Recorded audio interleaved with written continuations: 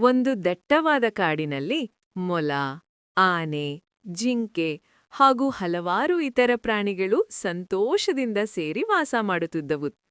ಆ ಕಾಡು ತುಂಬ ಹಸಿರು, ಮರಗಳು ಎತ್ತರವಾಗಿ ಬೆಳೆಯುತ್ತಿದ್ದವು ಮತ್ತು ಪಕ್ಷಿಗಳ ಕೂಗು ಸದಾ ಕೇಳಿಸುತ್ತಿತ್ತು. ಎಲ್ಲ ಪ್ರಾಣಿಗಳು ಪರಸ್ಪರ ಸಹಕಾರದಿಂದ ಬದುಕುತ್ತಿದ್ದವು. ಆದರೆ ಆ ಕಾಡಿನಲ್ಲಿ ಒಂದು ದೊಡ್ಡ ಘೆಂಡಾಮೃಗವು ವಾಸ ಮಾಡುತ್ತಿತ್ತು. ಅದು ತುಂಬ ಬಲಿಷ್ಠವಾಗಿತ್ತು ಮತ್ತು ತನ್ನ ಶಕ್ತಿಯ ಮೇಲೆ ತುಂಬ ಗರ್ವಪಡುತ್ತಿತ್ತು. ಅದು ಕಾಡಿನ ಮರಗಳನ್ನು ತನ್ನ ಕೊಂಬಿನಿಂದ ಗುದ್ದಿ ಬೀಳಿಸುತ್ತಿತ್ತು. ನಾನೇ ಈ ಕಾಡಿನ ಬಲಿಷ್ಠ ಪ್ರಾಣಿ, ನನ್ನ ಮುಂದೆ ಯಾರೂ ನಿಲ್ಲಲು ಸಾಧ್ಯವಿಲ್ಲ ಎಂದು ಹೆಮ್ಮೆಪಟ್ಟು ಹೇಳುತ್ತಿತ್ತು. ಇದನ್ನು ನೋಡಿ ಉಳಿದ ಪ್ರಾಣಿಗಳಿಗೆ ತುಂಬ ದುಃಖವಾಯಿತು. ಮರಗಳು ಕಡಿಮೆಯಾಗುತ್ತಿದ್ದವು, ನೆರಳು ಕಡಿಮೆಯಾಗುತ್ತಿತ್ತು ಮತ್ತು ಅವರ ಮನೆಗಳು ಹಾಳಾಗುತ್ತಿದ್ದವು.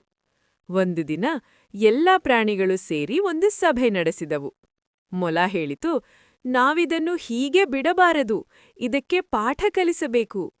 ಆನೆ ಹೇಳಿತು, ಆದರೆ ನಾವು ನೇರವಾಗಿ ಹೋರಾಡಿದರೆ ಅದು ನಮ್ಮನ್ನೆಲ್ಲ ಸೋಲಿಸುತ್ತದೆ, ನಾವು ಬುದ್ಧಿಯಿಂದ ಕೆಲಸ ಮಾಡಬೇಕು.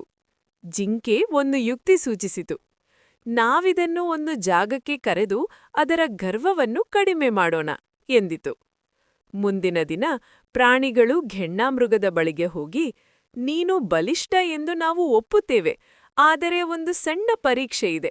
ಅದನ್ನು ನೀನು ಜಯಿಸಿದರೆ ನಾವು ನಿನ್ನನ್ನು ಕಾಡಿನ ರಾಜ ಎಂದು ಒಪ್ಪುತ್ತೇವೆ ಎಂದು ಹೇಳಿದರು. ಘೆಂಡಾಮೃಗಕ್ಕೆ ತುಂಬ ಸಂತೋಷವಾಯಿತು. ಯಾವ ಪರೀಕ್ಷೆ ಬೇಕಾದರೂ ಮಾಡಿರಿ, ನಾನು ಗೆಲ್ಲುತ್ತೇನೆ ಎಂದಿತು. ಪ್ರಾಣಿಗಳು ಅದನ್ನು ಕಾಡಿನ ಒಂದು ಮಣ್ಣು ತುಂಬಿದ ತೇವ ಪ್ರದೇಶಕ್ಕೆ ಕರೆದುಕೊಂಡು ಹೋದವು. ಆ ಜಾಗದಲ್ಲಿ ನೆಲ ಮೃದುವಾಗಿತ್ತು. ಇಲ್ಲಿ ಓಡಿ ತೋರಿಸು ಎಂದು ಹೇಳಿದರು. ಘೆಂಡಾಮೃಗ ವೇಗವಾಗಿ ಓಡಲು ಪ್ರಾರಂಭಿಸಿತು. ಆದರೆ ಕೆಲವೇ ಕ್ಷಣಗಳಲ್ಲಿ ಅದು ಮಣ್ಣಿನಲ್ಲಿ ಸಿಲುಕಿಕೊಂಡಿತು.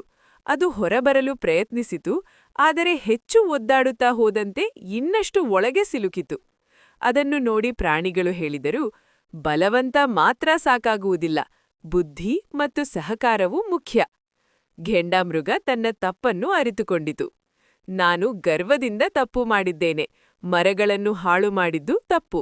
ಇನ್ನು ಮುಂದೆ ನಾನು ನಿಮ್ಮ ಜೊತೆ ಒಳ್ಳೆಯದಾಗಿ ವರ್ತಿಸುತ್ತೇನೆ ಎಂದು ಕ್ಷಮೆ ಕೇಳಿತು. ಆನೆ ಮತ್ತು ಇತರ ಪ್ರಾಣಿಗಳು ಸೇರಿ ಅದನ್ನು ಮಣ್ಣಿನಿಂದ ಹೊರಗೆಳೆದವು. ಆ ದಿನದಿಂದ ಘೆಂಡಾಮೃಗ ತನ್ನ ಗರ್ವವನ್ನು ಬಿಟ್ಟು ಉಳಿದ ಪ್ರಾಣಿಗಳ ಜೊತೆ ಸ್ನೇಹದಿಂದ ಬದುಕಲು ಪ್ರಾರಂಭಿಸಿತು. ಕಾಡು ಮತ್ತೆ ಹಸಿರಾಯಿತು ಮತ್ತು ಎಲ್ಲರೂ ಸಂತೋಷದಿಂದ ಜೀವನ ಸಾಗಿಸಿದರು.